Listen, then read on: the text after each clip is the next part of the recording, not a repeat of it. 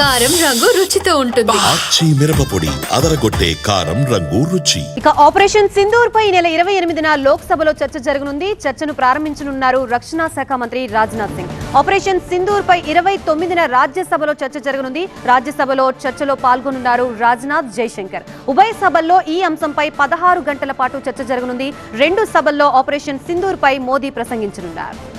లోక్సభలో ప్రతిష్టంభన తొలగించేందుకు స్పీకర్ ఓం బిర్లా అధ్యక్షతన కీలక సమావేశం జరిగింది. ఈ సమావేశానికి అన్ని పార్టీల ఫ్లోర్ లీడర్లు హాజరయ్యారు. ఆపరేషన్ సింధూర్ తో పాటు బీహార్ ఓటర్ల జాబితా సవరణపై చర్చకు విపక్షాలు పట్టుబడుతున్నాయి. అయితే ఎన్నికల జాబితా సవరణ ఈసీకి సంబంధించిన అంశమని, సభలో చర్చ అవసరం లేదని కేంద్రం చెబుతోంది.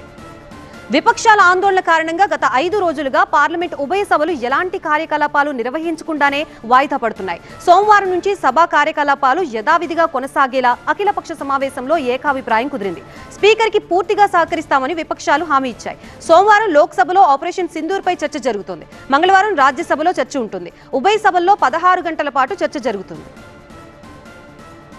లోక్సభలో ఆపరేషన్ సింధూర్ పై చర్చని రక్షణ శాఖ మంత్రి రాజ్నాథ్ సింగ్ ప్రారంభిస్తారు. ప్రధాని మోదీతో సహా కేంద్ర మంత్రులు అమిత్ షా, జైశంకర్ చర్చలో పాల్గొంటారు. ఉభయ సభల్లో మోదీ ప్రసంగం ఉంటుంది. ఇటు జస్టిస్ వర్మ అభిశంసన తీర్మానాన్ని తొలుత లోక్సభలో ప్రవేశపెడతామని, తర్వాత రాజ్యసభలో తీర్మానం ఉంటుందని తెలిపారు పార్లమెంటరీ వ్యవహారాల శాఖ మంత్రి కిరణ్ రిజిజు.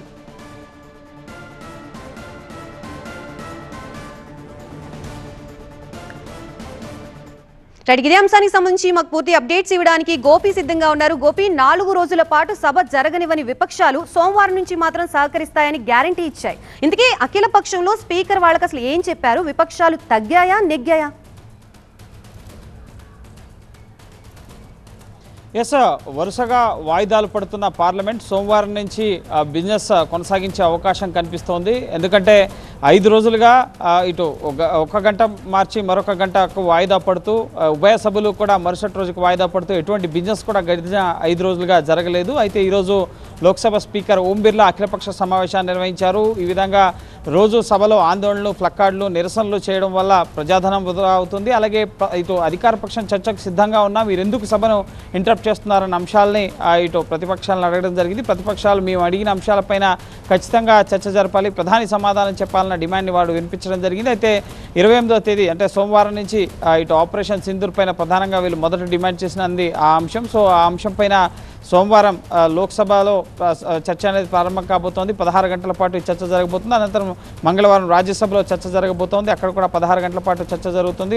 లోక్సభలో రాజ్నాథ్ సింగ్, అలాగే జైశంకర్, అమిత్ షా, ఈ ఆపరేషన్ సింధూర్తో ఎవరెవరైతే ఇంటర్లింక్ అయిన మినిస్ట్రీస్ ఉన్నాయో వారంతా కూడా మాట్లాడడం జరుగుతుంది.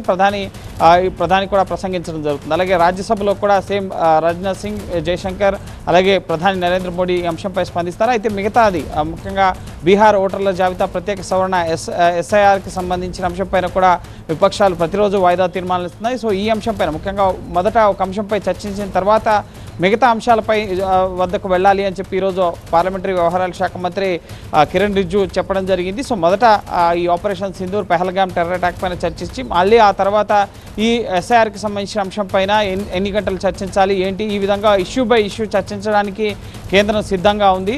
సో దానికి సహకరించాలని చెప్పి అఖిలపక్ష సమావేశంలో స్పీకర్ విపక్షాలని కోరడం జరిగింది. సమావేశానికి రాహుల్ గాంధీ, ఖర్గే, అలాగే ఇతర పార్లమెంటరీ పార్టీ నేతలు, వివిధ పార్లమెంటరీ పార్టీ నేతలు అటెండ్ అయ్యారు. సో అధికార పక్షానికి ఇటు విపక్షాలకి మధ్య ఒక అండర్స్టాండింగ్ అయితే వచ్చింది. సభను సజావుగా జరిపేందుకు చర్చలకు సిద్ధంగా ఉన్నామని చెప్పి కేంద్రం చెప్పడంతో సోమవారం నుంచి కొంత సానుకూల వాతావరణంలో ముఖ్యంగా సభా కార్యకలాపాలు కొనసాగే అవకాశం ఉంటుంది. ప్రధాని సమాధానం చెప్పాలన్న డిమాండ్ వస్తుంది కాబట్టి సో ఎంతవరకు ప్రధాని పహల్గాం టెర్రర్ అటాక్ కానీ ఎస్ఐఆర్ విషయాల్లో ప్రధాని సమాధానం చెప్తారు, లేక విపక్షాలు వాకౌట్ చేసి మళ్ళీ తమ ఆందోళనలు కొనసాగిస్తాయి, ఏం జరగబోతుందనేది మాత్రం మనం వేచి చూడాలి.